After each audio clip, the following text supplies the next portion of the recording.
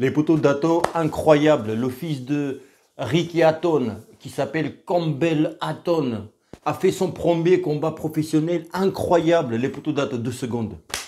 Là, le combat vient de se terminer. Je suis en attente du combat White Povetkin 2 et laissez-moi juste l'applaudir. C'est incroyable. Waouh. Le poteau d'Hatton, la bagarre du bistrot. Le mec, il est sorti du pub de Liverpool ou Manchester, tu vois, le mec. Allez voir, s'il te plaît, s'il vous plaît. Pourquoi je ris? C'est ses débuts professionnels, son premier combat pro. Mais en fait, bah, pour son premier combat pro, il a déjà signé avec Eddie Hearn. Il est sur DAZN, premier combat, début, zéro combat, tu vois. Il est son sous-card de White Povetkin, incroyable. Euh, il y avait des. En plus, je dis, je vais voir qui est Campbell Hatton, tu vois. Il n'a pas une grande carrière amateur. Et donc, ils ont fait des petites vidéos, tu sais, présentations et tout. Donc, dans cette vidéo, tu comprends rien, tu vois. C'est joli, la musique et tout, tu vois. C'est les, euh, les prises rapprochées et tout. Mais tu vois pas la qualité d'un boxeur. Il n'y a pas de sparring, il n'y a pas de shadow. Et tu vois, pour voir ce qui te reproche plus à la boxe pure. Il tape le sac, mais des fractions de secondes, il te montre être super rapproché. Pouf, pouf, tu vois, avec le bruit et tout. Il met le massue, là, tu sais, là, bam, et tout. Ok, mais bon, c'est pas la boxe, ça, ok. Et enfin, Ricky Hatton, il a Campbell Hatton, pardon. Oh putain, c'est drôle. Ah, c'est drôle, je suis désolé, je suis désolé. C'est le fils de Ricky Hatton, quand même, sans déconner. Alors, bon, je vais être indulgent, enfin, indulgent, non, on dit pas ça, c'est pas, non. Je vais être gentil, quand même, pour lui, avec lui. C'est son premier combat. Il a rencontré qui, les poteaux d'Atto? Jesus Ruiz. Ça, c'est le nom d'un champion mexicain en poids plume, on dirait, tu vois, ou poids coq. Jesus. And are you ready to rumble in the blue corner? Jesus Ruiz. Ruiz. Tu vois, t'as l'impression. T'as l'impression qu'il y aura un tueur. C'est Jesus, je suis désolé, mais ça fait. Oh, c'est Jesus Ruiz. Oh putain, je suis dans mon état normal, là, je vous dis la vérité, et je bois du café. Ce Jesus Ruiz, il a 10 combats, 10 défaites. Bon, ouais. Certes, clairement, c'est à faire valoir pour Ricky Hatton, et pas que pour lui, tous ces 10 combats, il était comme faire valoir. Bref, on va parler du combat. Alors, moi, sur papier, moi je dis, quand je vois ça, 10 combats,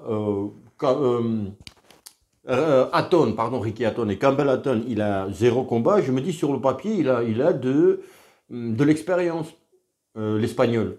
Ok, Jesus Ruiz, pardon, hein, j'ai beaucoup ri, il est espagnol. Donc, sur le papier, je me dis 10 combats, 10 défaites. Ok, zéro victoire. Ok, mais ce gars, il est monté déjà sur un ring professionnel 10 fois. Il a eu la pression 10 fois. Il a déjà fait face-to-face 10 fois. Donc le mec connaît le métier. Il sait déjà à quoi s'attendre. Alors que Campbell Hatton, il connaît, j'allais dire, pas beaucoup, pas grand-chose. Il connaît rien du tout. Même si son père est champion et tout, mais ça n'a rien à voir. C'est pas lui qui est monté déjà sur un ring pro. Et donc, le combat commence, euh, bah, il cherche comme son père, si vous vous souvenez, Ricky Hatton, pareil, mais en plus bruyant. Ok, mais j'avais pas vu les premiers combats de Ricky Hatton, donc peut-être il était pareil. Alors, il avance, beau travail au corps, mais c'est pas genre la précision. Je fais des feintes, le foie est ouvert et bim, je tape. Quoi qu'il arrive, son père c'était pareil, mais après il était mieux, son père bien sûr, mais quoi qu'il arrive, il envoie le coup au foie. C'est fermé, c'est ouvert, c'est machin. Son père était pareil dans le sens où, je précise, il était très bon, hein, son père, mais Ricky Hatton. Mais je me souviens, Ricky Hatton, il boxait et il avait un déclic là, je vais faire un, comment on appelle ça, un enchaînement, pardon, de 3 coups, genre crochet, uppercut, foie. Et quoi il en devient, quoi qu'il se passe dans le combat, même si l'adversaire, il part, il va faire cet enchaînement parce qu'il a décidé de le faire. Tu vois, un, deux, l'adversaire, il est déjà parti, il envoie le coup quand même. Parce que c'était le programmé dans sa tête. Et son fils, pareil, tu vois. Et son père, Ricky Hatton, il faisait beaucoup uppercut du gauche, tu vois, à l'intérieur, uppercut et au foie. Pareil, le fils, quoi qu'il en soit, il est fermé, il est ouvert, il part, fou. Mais en tous les cas, on va dire des bonnes choses quand même, enfin des bonnes choses. Ce que j'ai vu, il y avait des choses positives, de beau travail au corps, brouillon. Premier round, voilà, il était frais quand même. Deuxième round, il a tout donné. Campbell Hatton, il voulait gagner le combat par KO parce que Dazn, parce que Eddie Hearns, parce que le fils d'eux, donc il voulait à tout prix gagner. Il était déjà essoufflé. Troisième round, il commence à travailler sur les jambes. Donc dans le coin, on lui a dit, temporise, tu vois, voilà, mets-toi sur les jambes. Et c'est l'Espagnol qui avance. Parce qu'Espagnol, il savait Jesus Ruiz, are you rebel to, are you ready to? Et donc lui, vu qu'il ne sait pas, tu vois, si tu avances sur lui, il va reculer, si tu recules, il va avancer. Enfin, il ne sait pas faire grand-chose.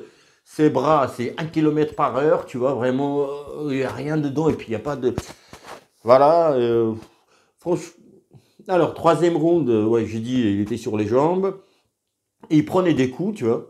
Il prenait des coups. Il y a un moment où il fait gauche-droite. Campbell, pardon, on ne connaît pas encore, donc j'oublie un peu. Il fait gauche-droite comme ça, il a fait. Tu vois, genre, c'est pas bam, bam. Ils sont rapprochés comme ça. Boum. Et puis, il a enchaîné avec quelque chose. Très brouillon, il ne temporisait pas. Donc, quatrième round, je crois que c'était le meilleur round de Campbell. Donc, il gagne au poids. Et c'est difficile aussi. Hein, j'en ai fait les 4 rounds. En pro 4 rounds, c'est très difficile à faire. C'est soutenu le rythme. Tu vois, tous les deux, ils savent. Enfin, vu que c'est pas long, c'est pas 8 ou 6, même 6. Tu vois, tu sais que tu n'as pas le temps. Donc, tu fais des enchaînements, parfois c'est brouillon parce que tu n'as pas le temps, ça presse. En face, le mec, c'est pareil, il est pressé. Voilà, je ne veux pas être très, très dur avec lui, mais franchement, c'est le cliché des mecs bourrés de pub anglais, un truc comme ça. Enfin, mais voilà. Mais j'ai pas vu quelque chose où où je pourrais me dire, waouh, ce truc-là chez lui, ça m'impressionne. Tu vois, c'est quelque chose de talent où, waouh, ce mec a quelque chose, il a du talent. C'est son premier combat, ok, il a gagné au poids, par KO, mais il a quelque chose. Bah non, je suis désolé, non. Non, voilà, il y a beaucoup de choses à aiguiser, il n'y a pas encore la lecture du combat, certes, premier combat pro, certes, voilà. Mais j'ai rien vu de une flamme qui peut me dire que lui, avec plus de combats, avec plus d'expérience qu'il va acquérir, avec des boxeurs de faire valoir qu'il va rencontrer encore 10 adversaires comme ça, avant peut-être un titre pour un combat, pour un titre de championnat de Grande-Bretagne, d'Angleterre. Voilà, et donc, enfin, voilà, je vois rien, ça m'a juste fait, pas rigoler, parce que c'est pas gentil ce que je dis, mais voilà, vous avez tout compris les potatos, je voulais juste faire cette vidéo, en attendant White et Povetkin, c'est cool, c'est cool, félicitations, Campbell, allez, la barrière, les potatos, je vous dis à bientôt, à très très bientôt, la barrière.